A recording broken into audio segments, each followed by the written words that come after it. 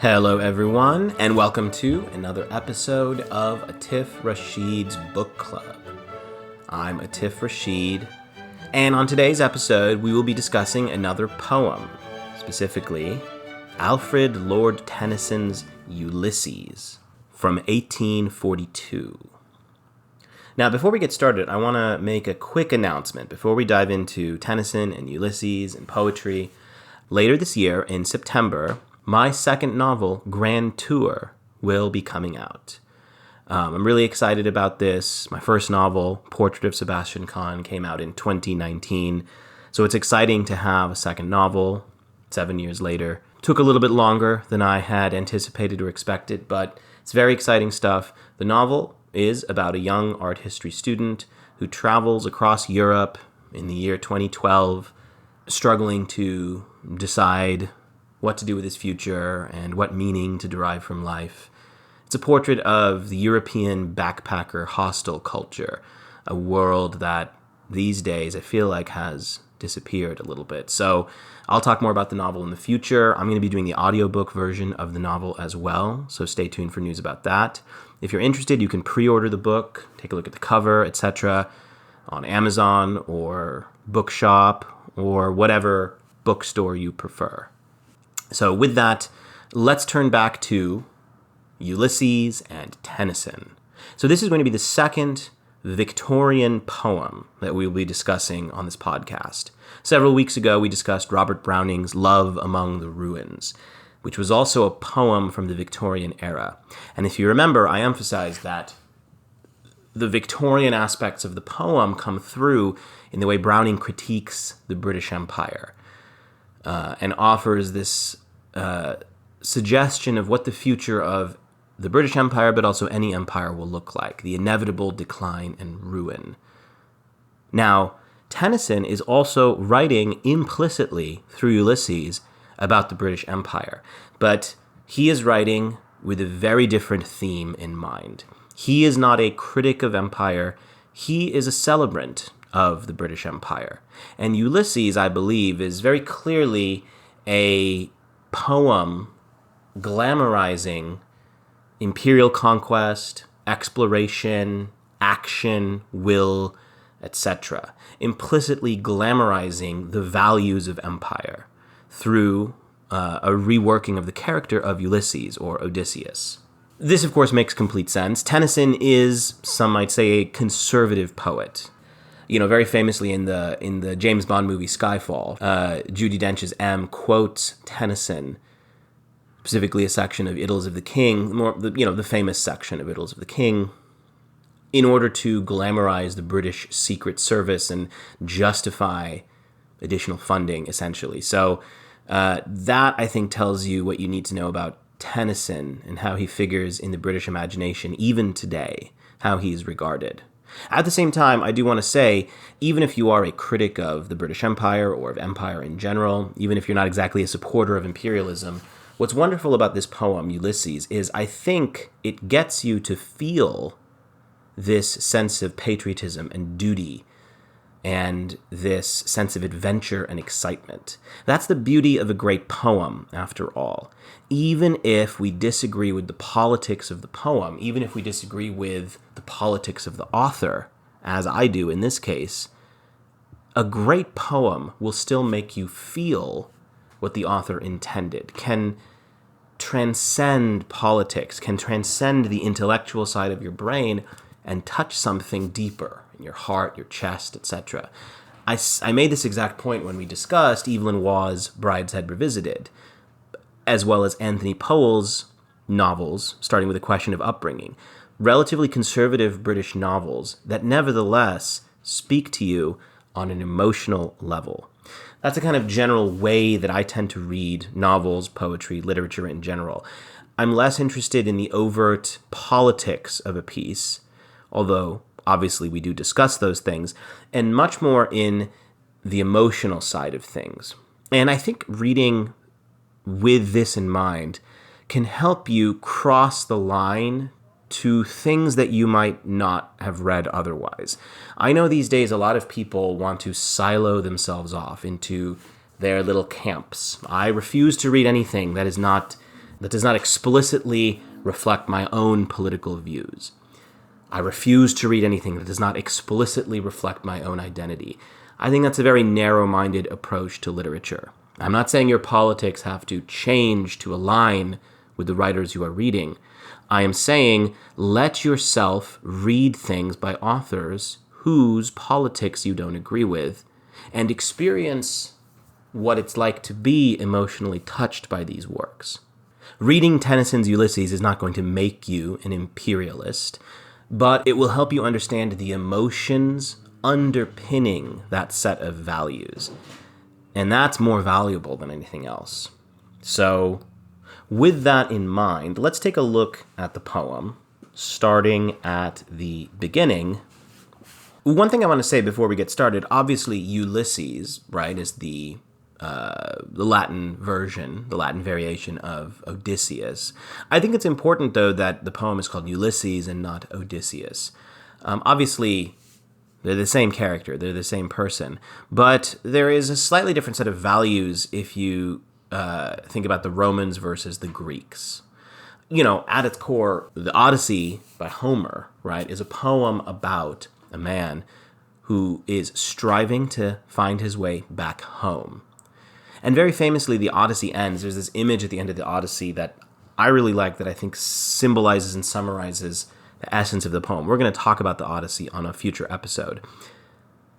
There's a moment where Tiresias tells Odysseus to take the oar, right? Take the oar from his boat and walk inland when he's back home in Ithaca. Walk inland until people no longer recognize what an oar is, until they think it's some sort of winnowing item, winnowing tool for winnowing the crops. And once that's the case, what that means is that Odysseus has reached a place where people are more familiar with the land than the sea. People are more familiar with planting crops and growing them and winnowing them than sailing. And so the oar is a meaningless object to them, but a winnowing tool is everything. And for Tiresias and for Odysseus and for Homer more generally, this means that Odysseus has left behind the seafaring life, and Tiresias tells Odysseus to bury the oar in the ground. I think it's a beautiful symbolic act and image to represent Odysseus coming home permanently, right, and saying goodbye to the life of travel and adventure. That's the traditional storyline of the Odyssey. It ends with a homecoming and a return. It ends with a man in middle age, settling down with his wife, his son, his kingdom, his people. Ulysses, this poem, as we're going to see, takes that and turns it on its head and presents a restless old Odysseus who yearns to go back out to sea and travel some more. And that's a totally unexpected and different twist on the Odyssey. In fact, it takes the very values of the Odyssey and flips them on their head.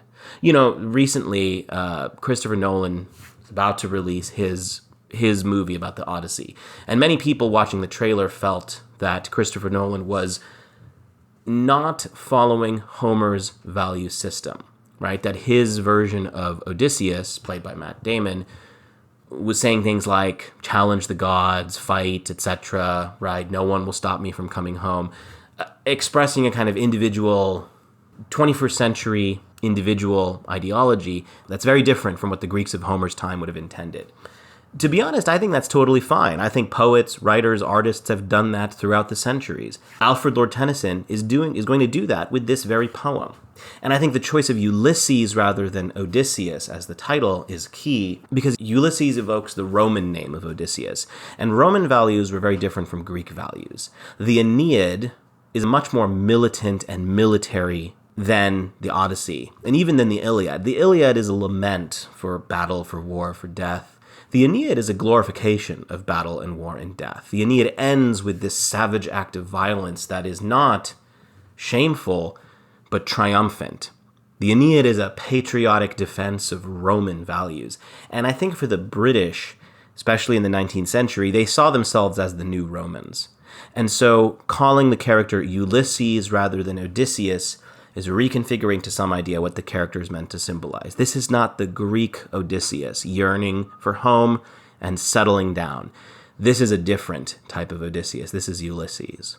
So let's take a look and see the poem itself. So starting at the beginning. It little profits that an idle king, by this still hearth, among these barren crags, matched with an aged wife, I mete and dole unequal laws unto a savage race, that hoard and sleep and feed and know not me. So those are the first set of lines. The rhythm, by the way, of Ulysses is a classic standard iambic pentameter. It's what we call blank verse. It is unrhymed iambic pentameter. But you'll notice that the rhythm shifts and changes a little bit as the poem goes on. Not the iambic pentameter doesn't change, but the way the lines are written, the sort of feeling of each of the lines.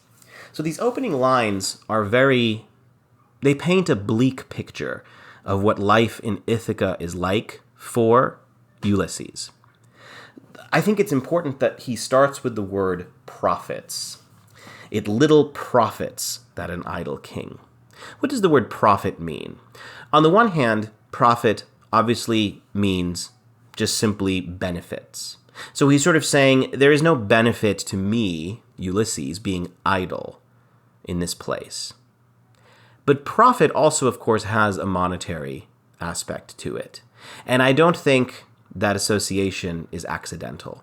I think Tennyson is implicitly saying there is also no profit financially in a man like Ulysses staying home. Because, as we're going to see, this poem is going to be a celebration of the empire. And one thing that people often celebrate about an empire of any kind, but of the British Empire in particular, were the profits that the empire brought to its citizens. And I think Tennyson is starting with the word profits in order to make us think of money as well and wealth. Essentially, he's saying there is no wealth, there is no profit to be had, there is no wealth to be had for the people of Ithaca if this great king Ulysses is simply idle. The word idle is also really important. This poem, Ulysses, is a celebration of work, a celebration of action. And so it begins with an image of idleness, of Ulysses sitting idle by this still hearth. The word still, right, meaning unmoving. Now, a hearth usually is a fire, right? It connotes this idea of warmth, of home, of comfort, but not for Ulysses and not for Tennyson. For Ulysses and Tennyson, the hearth is a symbol of stillness and idleness. The next quote as well, barren crags. Ithaca to Ulysses is barren. It does not produce anything. What we mean by barren is obviously, you can imagine barren crags, right? Rock where nothing grows. But barren also means crops don't grow from barren soil, but also there is no progeny. There is no futurity. This is interesting because later Ulysses is going to point out Telemachus, his son, right? He's going to point out that his son is there. But for Ulysses, that is not enough. His son is not enough of a symbol of futurity, even though he has a son, even though he has an heir. He still feels as though his life is barren in Ithaca. What I think Tennyson is suggesting is when we think of progeny, when we think of futurity, when we think of reproduction for the future, it doesn't literally mean our children. It can mean something more, right? What we grow as people is not just the future, is not just our children, but something else. So Tennyson is suggesting that there is still something missing for Ulysses here. Everything feels barren, even though he has a wife and he has a son. If we look, his wife is described as aged. It's not a very positive description of Penelope. Penelope doesn't even get a name here. An aged wife. And what does Ulysses doing in this opening sentence? He is meting and doling unequal laws unto a savage race. So the race, the people of Ithaca are savage. That is not an accidental word. In the 1800s, the word savage would have been contrasted with civilization. And it's interesting, Ulysses is essentially saying the people of Ithaca, the people of his homeland, are savages. And by contrast, what is civilization? Civilization is out there. Civilization is what Ulysses can find through his travels. We're going to see images of civilization later in the poem, in contrast to the savage race. And what did the savage race do? What do the people of Ithaca do? They hoard, sleep, feed, and know not me. That is a very succinct and negative, very deeply negative portrayal of his people. All they do is hoard and sleep and feed, and they don't know me. That last part is key. Ulysses feels that even though he is king of these people, even though he is king of the people of Ithaca, they don't know who he really is. They don't know his soul. We are going to learn what his soul is made of as we read this poem. I also think when we talk about the rhythms of this opening section, think of the monosyllabic quality, especially of that last line, that hoard and sleep and feed and know not me. There's something kind of brutally pessimistic in the monotone, monosyllabic rhythms of that line. And it's going to contrast with the more dynamic, beautiful, and lyrical depictions of travel and exploration and the outside world. But these opening lines have that kind of dullness to them in the rhythm that reflects the dullness that Ulysses is feeling as he stays here. If we keep reading, I cannot rest from travel. I will drink life to the lees. All times I have enjoyed greatly, have suffered greatly, both with those that loved me, and alone on shore, and when through scudding drifts the rainy hyads vexed the dim sea. I am become a name, for always roaming with a hungry heart, much have I seen and known, cities of men and manners, climates, councils, governments, myself not least, but honored of them all, and drunk delight of battle with my peers, far on the ringing plains of windy Troy. So let's pause there, and let's kind of analyze these lines. So now he starts contrasting what he is experiencing now versus what he wants, which is, he says, travel. I cannot rest from travel. I will drink life to the lees. So this is a reference to wine, right? Drinking life to the lees. The lees are basically a byproduct of wine, kind of the bottom sediment of the wine, essentially, when you drink. And so the idea is he wants to drink life to the end. This is a symbol of how Ulysses wants to live. The idea is the lees, right, the sediment at the bottom. If we think of a cup of wine as an image or a symbol of a person's life, Ulysses is saying, I want to drink to the very end. I don't want to stop drinking halfway through. It's a metaphor for how he wants to live his life. He is an old man in this poem, and yet he says, I am not done living. I am not done drinking. There is more to drink and more to live. I'm not going to rest.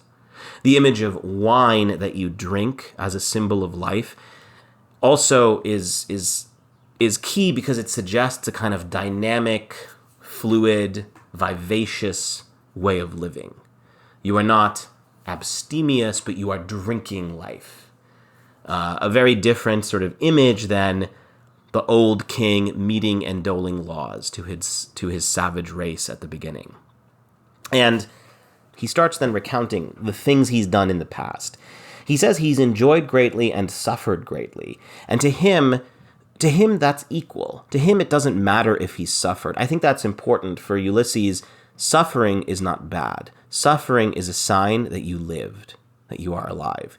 He's essentially saying, I would rather suffer some more than live this boring, lifeless life in Ithaca, both with those that loved me and alone on shore. So he is celebrating the people that he used to travel with, right? His fellow companions in battle. You'll notice he's not saying his wife is one of those people who loved him. It's the people he traveled with. It's his fellow soldiers who fought with him at Troy, who traveled with him on his ship. And he also says, also alone, right? He enjoyed being alone. Now we have this line, I am become a name, which is really interesting. He's basically saying, I'm no longer myself. If you remember at the very beginning, the tension that he set up, the feeling that he had was that the people he rules over, they don't know who he really is. This, I think, is a reflection of that, this line, I am become a name. He feels that he's no longer himself, he is just a name. He's just the name Ulysses, the name Odysseus, which symbolizes wandering, of course, wandering and traveling, but he doesn't want to be just a name, right? He wants to be the person who actually does these things. And then he starts listing all of the things he's seen on his travels, right? Cities of men, manners, climates, councils, governments. Think about how that list contrasts with the bleakness of how he depicts Ithaca. Ithaca was a savage race. What he has seen on his travels has been the opposite of savagery, has been civilization. Manners, climates, councils, governments. Honored of them all. He also then celebrates the battle he fought. Drunk delight of battle. Again, the word drunk. Because remember, what is his image of what living means? Living means drinking the wine down to the very end, drinking life to the lees. And so being drunk to Ulysses is living. He's saying, I was drunk on battle with my peers. He does not depict the battle as something brutal or negative that he has to escape. This is not the image of warfare that Homer wrote about in the Iliad or the Odyssey. This is a celebration of warfare, of battle, far on the ringing plains of windy Troy. Tennyson has basically taken the understanding of the Trojan War and flipped it. The Trojan War was often seen as a kind of brutal 10-year slog to get Helen back from Paris. And yes, the Greeks technically won, right? They did destroy the city of Troy, but they had to win through Ulysses' cunning, right? Through the decision of the Trojan horse. And essentially for 10 years after that, Ulysses had to pay the penance in the Odyssey of being unable to return home. Tennyson has taken all of that and flipped it and said, no, Troy was glorious. The ringing plains of Troy. Ringing is a great word. He's suggesting that it's like, why are the plains of Troy ringing? They are ringing because of the sound of swords, right? Striking each other.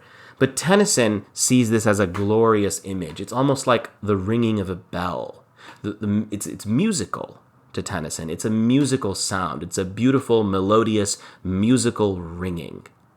That's what Tennyson is saying Ulysses thinks of battle.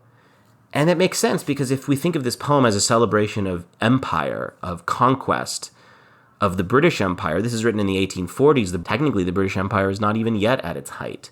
There's more land to conquer and to win. And so it makes sense that he would reconfigure Troy not as something that Ulysses has to suffer penance for, but instead as something glorious, a glorious battle from his past. If we keep reading, I am a part of all that I have met. Now, I like that line because, if we just pause here, remember the tension that we've set up at the beginning. He felt that the people that he ruled over didn't know who he was. That's one of the central tensions of this poem. Who is Ulysses? Is he just a name? He says here, no, I am not just a name. I am a part of all that I have met. Ulysses is quite literally saying, I define myself by the people I have met on my travels. As a result, when I stop traveling, what does that mean? It means I am no longer myself. That's implicitly what he's saying, that once he stopped traveling, once he's come back home, once he's retired, so to speak, he no longer feels like himself because he defined himself by all the people that he met. Now he stopped meeting people, and now he feels alienated from himself. And so he wants to travel again. He wants to drink life to the lees because he can become himself again, right? It's a portrait of a man who could not define himself except through travel and experience.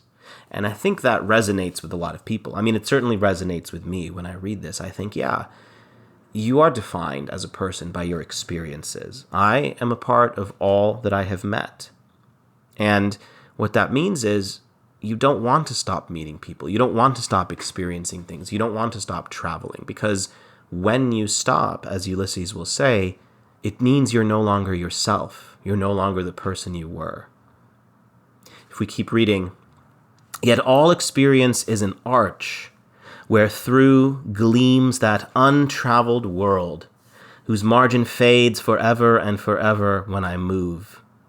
How dull it is to pause, to make an end, to rust unburnished, not to shine in use, as though to breathe were life. Life piled on life were all too little, and of one to me little remains. But every hour is saved from that eternal silence, something more, a bringer of new things. And vile it were for some 3 suns to store and hoard myself, and this gray spirit yearning in desire to follow knowledge like a sinking star beyond the utmost bound of human thought. So these lines, right, kind of the end of the first section of the poem, first he has this wonderful image of what experience feels like, right? He says, all experience is an arch where through gleams that untraveled world. I think that's a wonderful image of what experience feels like. He's sort of saying, when you experience something, that's not the end. You actually see through this arch more that you have yet to experience. In other words, the more you travel, the more you realize how much of the world is untraveled.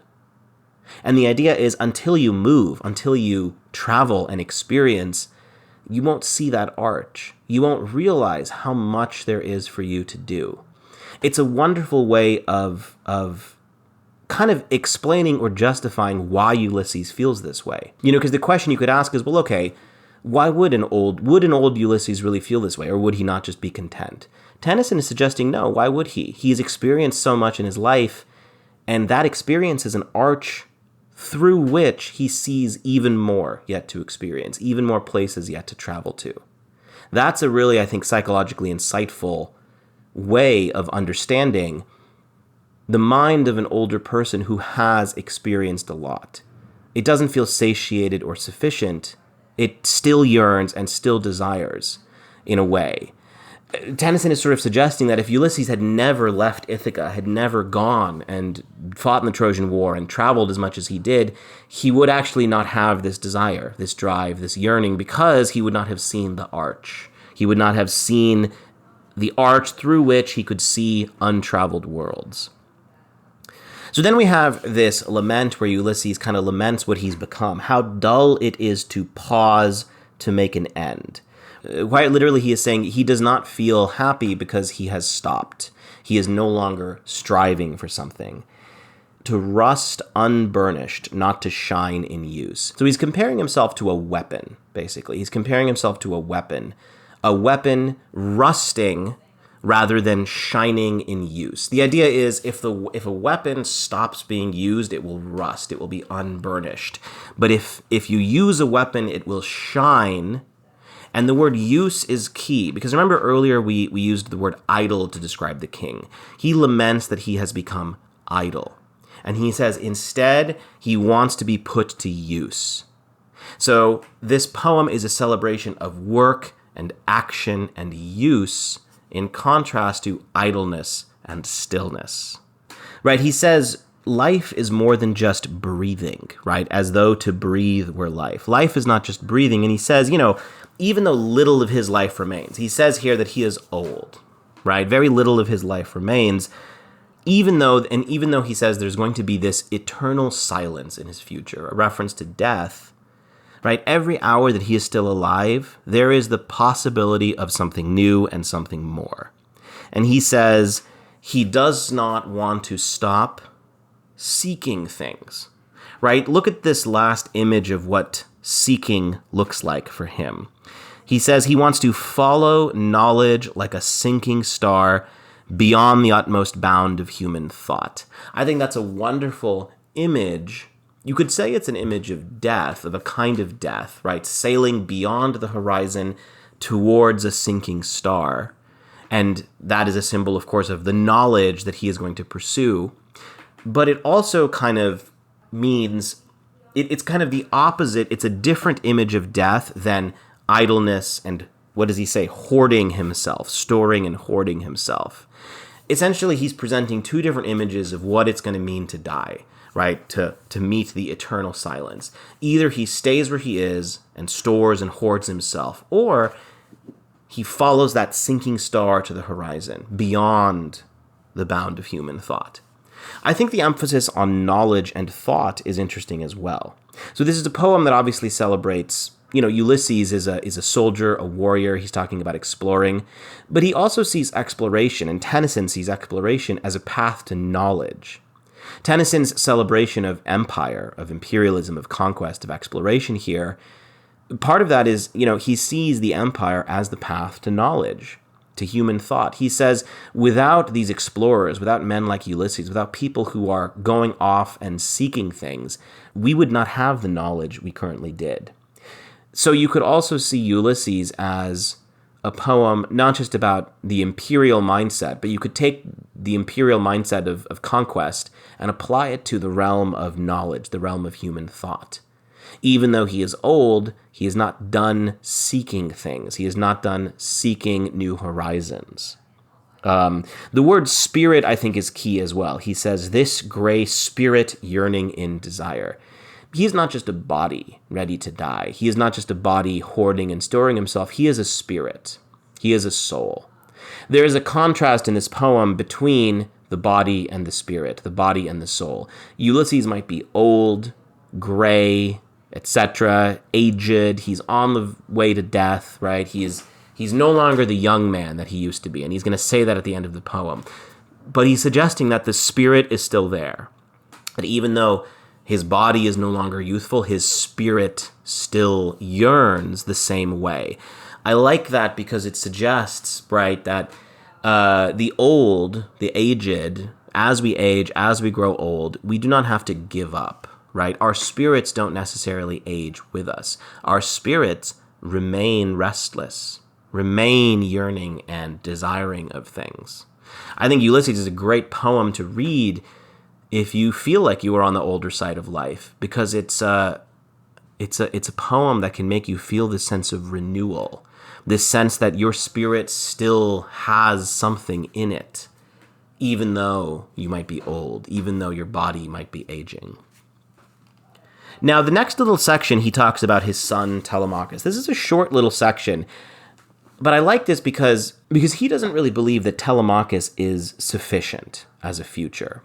Right? But as we're going to see, a lot of times older people are often taught to, okay, you have your son, let things go and put your faith in your son. Your son will carry forward, your daughter, your progeny, whoever will carry forward your life.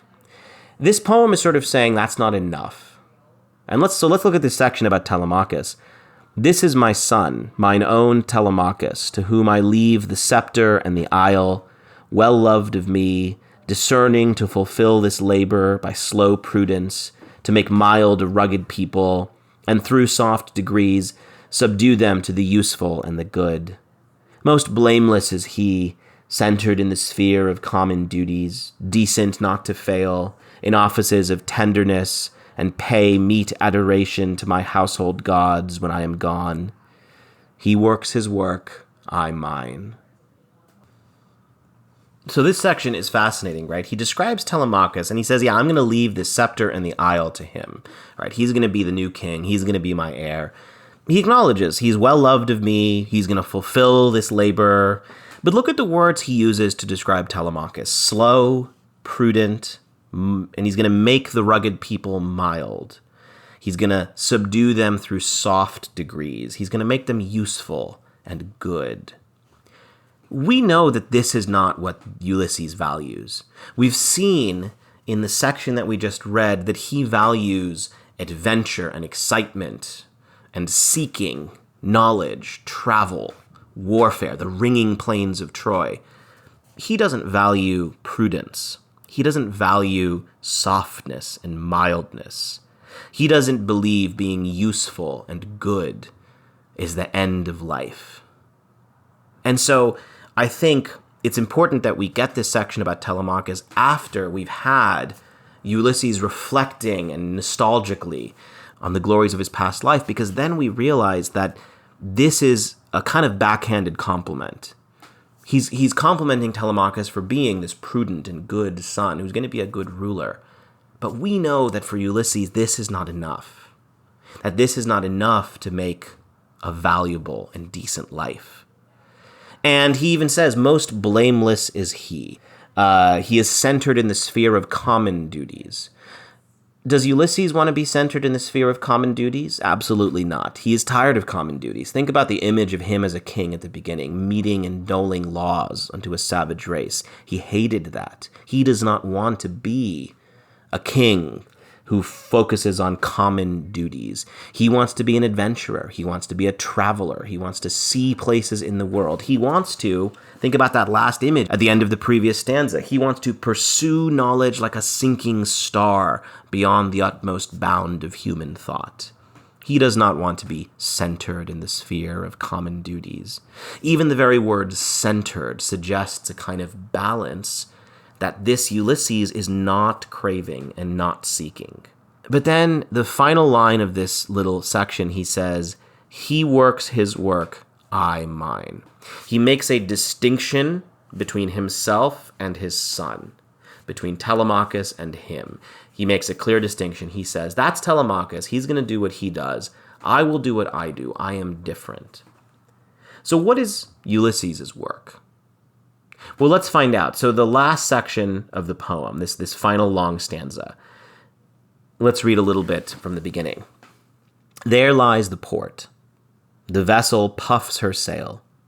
There gloom the dark broad seas. My mariners, souls that have toiled and wrought and thought with me, that ever with a frolic welcome took the thunder and the sunshine, and opposed free hearts, free foreheads. You and I are old. Old age hath yet his honor and his toil. Death closes all, but something ere the end, some work of noble note may yet be done, not unbecoming men that strove with gods. So let's look at this section. So he begins by describing the port. He says, there lies the port. What does the port suggest? What does the port symbolize? Remember that image of the oar I talked about from the Odyssey, right? Burying the oar in a place where people no longer recognize it. That was Homer's way of saying Odysseus has returned home and he is not going to travel anymore. This version of Ulysses, Tennyson's Ulysses, he is looking at the port with a longing. You can see the longing in the way he describes the port. The vessel puffs her sail. So the vessel is described as active, as the vessel is the subject of that sentence, and it's almost personified, right? Puffs her sail. The vessel is a woman, and she's puffing her sail. It's almost like she's beckoning Odysseus and saying, come back to me. The sail is ready. There gloom the dark broad seas. Again, they're beckoning him. The dark broad seas are glooming. I love the use of the word gloom as a verb there, rather than simply as an adjective, suggesting, again, an action. The sea is calling to Ulysses. And then he talks about his mariners, his fellow sailors. Think at the beginning, remember that image of his wife, right, Penelope, who was not even named in this poem. He describes Penelope as an aged wife, and that's it. It's sad, but that's all she gets in the poem. This is not a poem celebrating heterosexual love. This is a poem celebrating the bonds between men who go off to sail and go off to fight. That's what he's describing here, these mariners. He says they are souls that have toiled and wrought and thought. Those three words are not accidental. Again, think of what this poem is celebrating. It is celebrating work in opposition to idleness. Again, wrought, right? Meaning made something, created something, and then thought. Think of that image of following the human knowledge like a sinking star to the bounds of human thought. Ulysses values his men because they have worked with him, they have made things with him, they have thought with him. And to him, those are valuable goals and actions, not sitting here retired in Ithaca waiting to die. And he even says that his mariners, ever with a frolic welcome, took the thunder and the sunshine. So he says it doesn't matter whether it was thunder or sunshine. The mariners approached it with a frolic welcome. They saw thunder and sunshine as equally positive, equally welcoming, because it meant action and it meant travel. That's the image he gives of his men who sailed with him. And he's basically speaking now to his men, right? He speaks now directly to his men. You and I are old. But, he says, old age is still valuable, still hath yet his honor and his toil. Again, those are the two words that suggest what Ulysses values, honor and toil or work. Toil is an interesting word because toil often has a negative connotation. Not for Ulysses. For him, toil is good. Toil means you are still alive and you are striving for something. Right? Death closes all. So yes, again, a reminder, death is coming for us all, but there is still something we may do. He calls it a work of noble note. Again, the word work in contrast to the word idle at the beginning, right? Celebration of work in opposition to idleness, and then a celebration of the word noble. So what does the word noble mean? Right? I mean, we use the word noble to refer to the nobility, the aristocracy, the high class of the world. But noble can also mean kind of a high character, a high moral character, a high moral weight. It has a kind of moral weight to it as a word. And so it suggests that what is it that matters to Ulysses? It's not being a king. It's not ruling over the savage race. It's not even really raising his son to be a good king. He's like, oh, my son's going to be a good king, whatever, that's fine.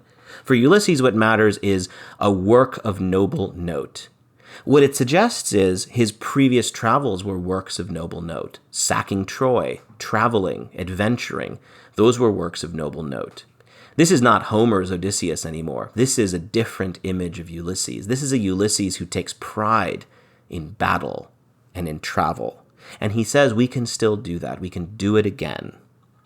And he says, not unbecoming men that strove with gods. Right? He's saying we are not going to become undone. Just, we strove with gods. He reminds the mariners, we strove with gods. We are great people. Right? We're not going to be undone through this idleness. Let's keep reading. The lights begin to twinkle from the rocks. The long day wanes.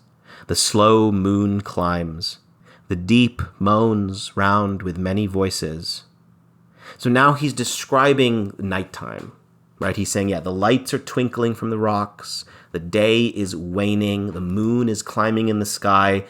And the ocean, the deep, is moaning with many voices. Again, the ocean, the deep, the waters, it's calling to him. It's beckoning him. I think the fact that it's nighttime is important. The sun has set. The moon is high. It's literally nighttime, but it's also kind of a metaphorical nighttime because it's towards the end of his life. Ulysses is old. He knows he is going to die soon. But the nighttime itself is not the end, he is saying. There is a moon in the sky. There are the dark waters that are moaning with voices calling to him. He's suggesting there is one final voyage we can make through this night. One final adventure and trip before we die.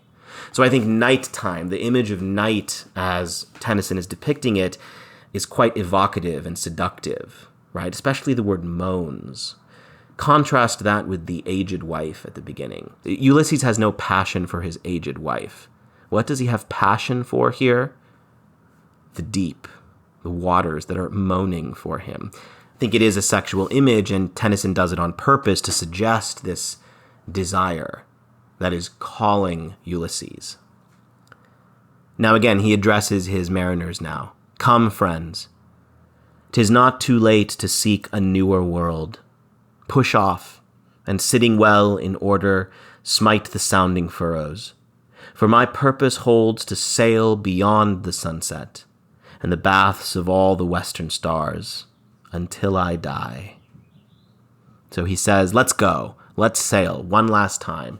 'Tis not too late to seek a newer world.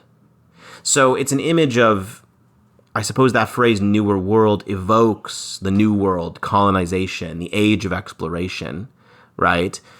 But it also just evokes, I think, colonization, conquest, imperialism, adventure, travel, etc. in a general sense.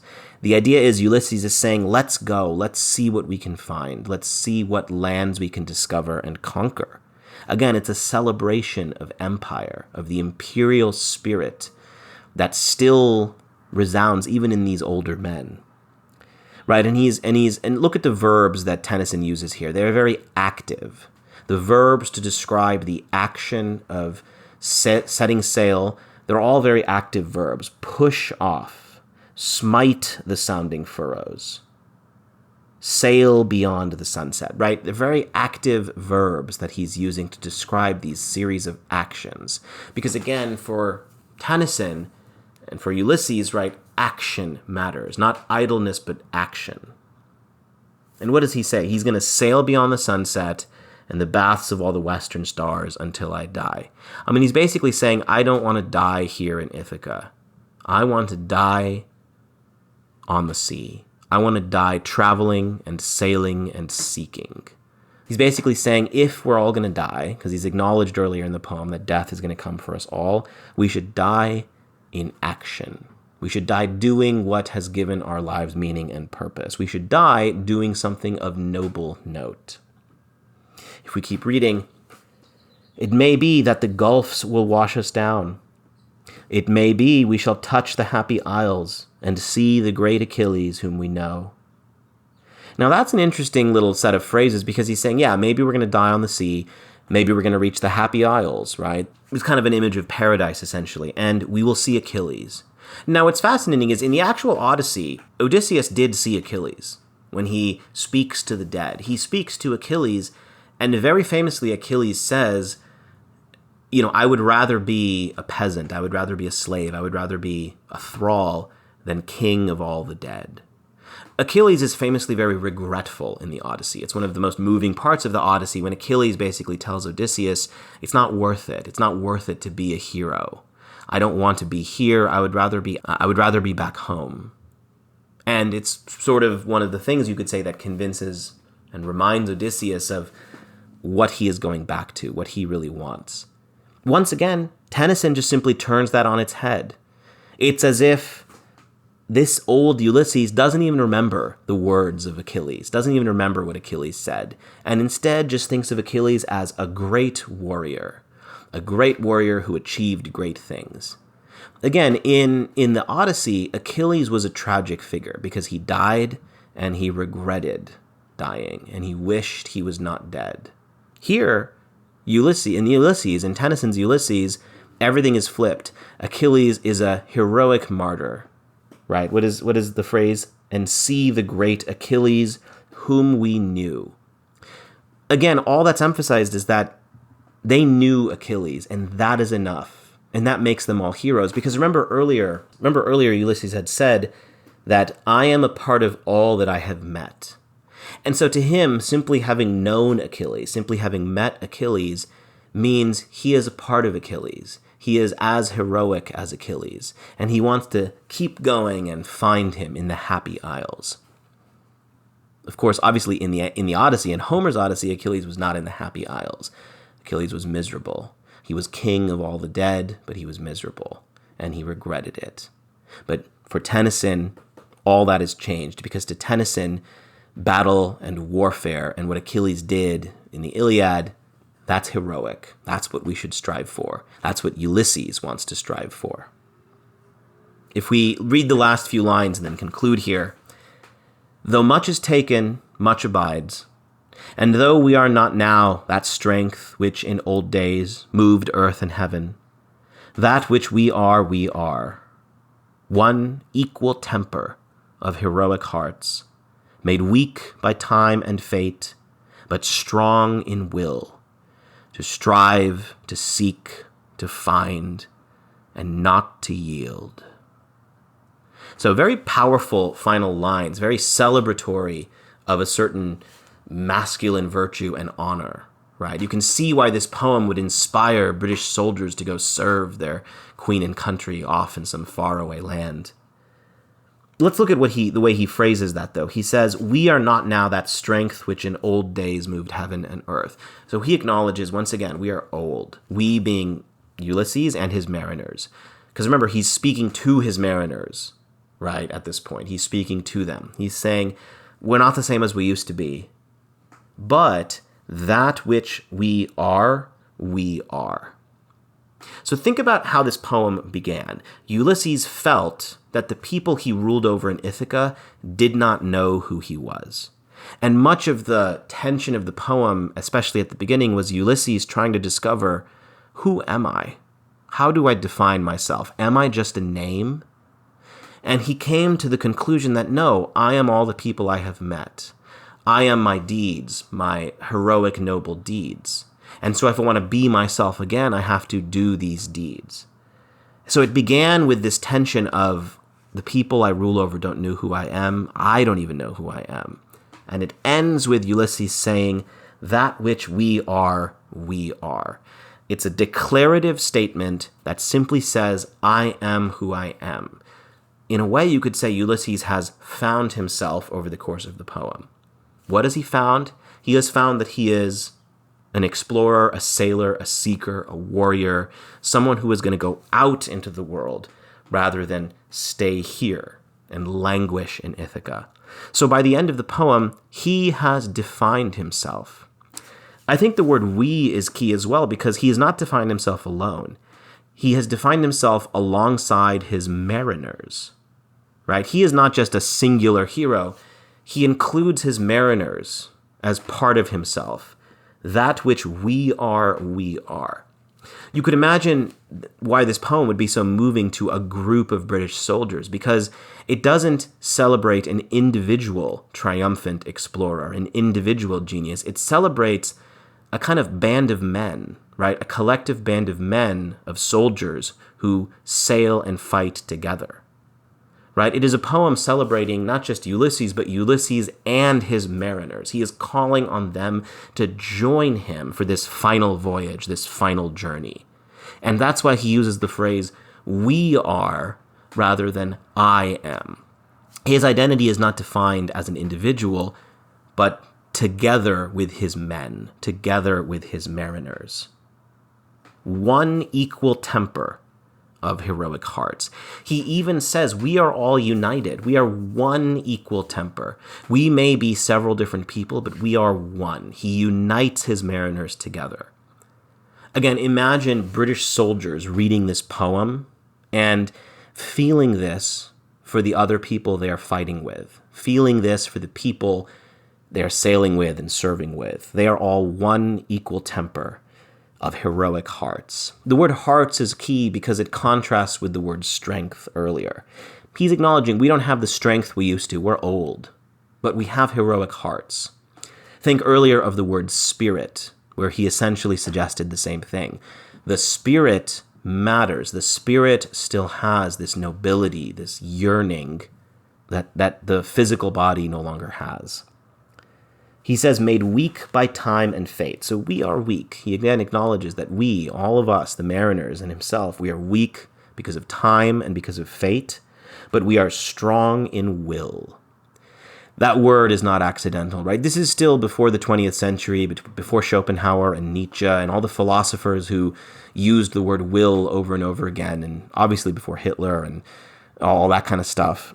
At this point, though, will, right, it still represents this heroic British ideal. What matters is the will, the spirit, and the heart.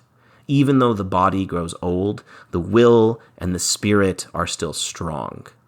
And that is what this poem is all about. It is about the will. It is about how Ulysses still has the will to travel, to fight, to explore, to seek knowledge, to act. He does not want to be idle. And this final line, very famous line, to strive, to seek, to find, and not to yield. Now, I think he uses infinitive verbs in this list. To strive, to seek, to find, and not to yield. Because the idea is these things have not happened yet. These are actions that Ulysses and his men are going to take, but have not taken yet. Because he's saying there is still a future for them. Even though they are old, even though they have lost their strength, they still have this will, and these are the things they are going to do. To strive, so they're going to keep striving, keep going for things. They are going to seek, right? Again, think of that image of chasing the sinking sun over the horizon. They are going to find. So he is saying they will find something. It is not just seeking without finding. We will find something. And not to yield. So why do we think he ends with the word yield? What does yield mean? Yield kind of has a military connotation. When you yield, it means you surrender, you give up. And I think it can mean give up and surrender in a broader context. Yield in the context of life. In other words, if life is a battle and we are fighting against time and old age and the inevitability of death, okay, death is going to come. We do not give up. We do not yield. We do not surrender. You can see why with this last line, very celebratory last line, a British soldier in the 1800s would have been moved to keep fighting, to keep going, to seek, to conquer for the empire. This is why Tennyson is such a poet of the empire. This is not the image of Browning, right? Browning suggesting that all empires collapse, all empires fade, focus on love. No. Tennyson doesn't care about love, except the love between Ulysses and his mariners, which is a different kind of love than the love Browning celebrated in the Ruins. For Ulysses and for his men, what matters is not yielding.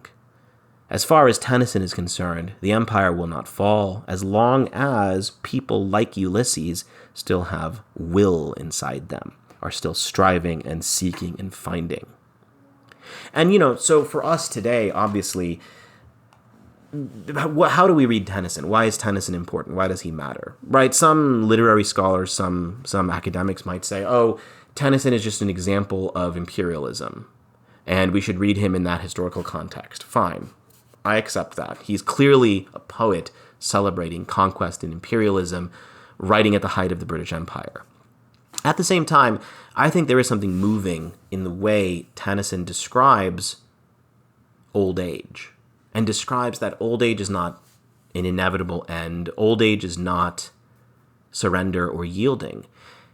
He says there is still spirit and fire in you, even in old age. And I'm still young. But I read this poem and I imagine what it might be like to be old and to still feel this yearning and this desire. And it makes me think, yes, age is not the end of life. Aging is not the end. The will, the spirit remains. There is something moving about that idea. And if poetry is meant to be a consolation to us in the face of death, if literature is meant to be a consolation to us in the face of death, that is what a lot of literature is and does. This is a different kind of consolation than the ones we have read before. Someone like Thomas Hardy, right, who we talked about. Thomas Hardy's consolation in the face of death is acknowledging that death is there, that nature is all powerful, and that human beings are small, and finding meaning in your smallness. Tennyson's consolation is the opposite. He is saying the way we console ourselves in the face of death is to not yield. Is to keep going, is to keep alive the spirit and the will, to keep fighting, to keep seeking. I think those are both different ways of approaching it, but I find it very moving and powerful what Tennyson says, because it reminds us to live. It reminds us to be active. It reminds us to not give up or give in. And So we can take this poem and sort of detach it or separate it from the context of the British Empire and think about it as a poem about aging, as a poem about the power of the spirit in the face of aging, and as a profound bit of wisdom to us about how to live. Because that might be the other thing we say literature does. Literature, poetry, teaches us how to live. How should we be in the world? That is essentially what Tennyson is doing here. He is teaching us how to live and how to age. And I think that is very powerful. I find that very moving. What's interesting is Tennyson himself, when he wrote this poem, was not that old, right? Tennyson was born in 1809. He supposedly wrote this poem in the 1830s. So he wrote this poem when he was still pretty young. But that is the power of literature, right? It is not simply a reflection of our personal experience. It is imagination. I like to think about Tennyson projecting himself into the body of an older man, facing death, and thinking about how do we infuse approaching death? How do we face death with this youthful spirit? Perhaps it makes sense, right, that a poem like this is written by a young man, right? Maybe some might argue it's a young man's view of old age and death. But I know that there are older people. I have had teachers who have been moved by this poem, older teachers who have been moved by this poem because they feel what Tennyson is describing, this resilient will in the face of death. So again, like I said at the beginning, even if you disagree with Tennyson's politics, this poem can speak to you on a very profound level. All right. Thank you again for listening, as always. Remember, if you liked what you heard, please subscribe, share the channel, etc. And I will see you all next time.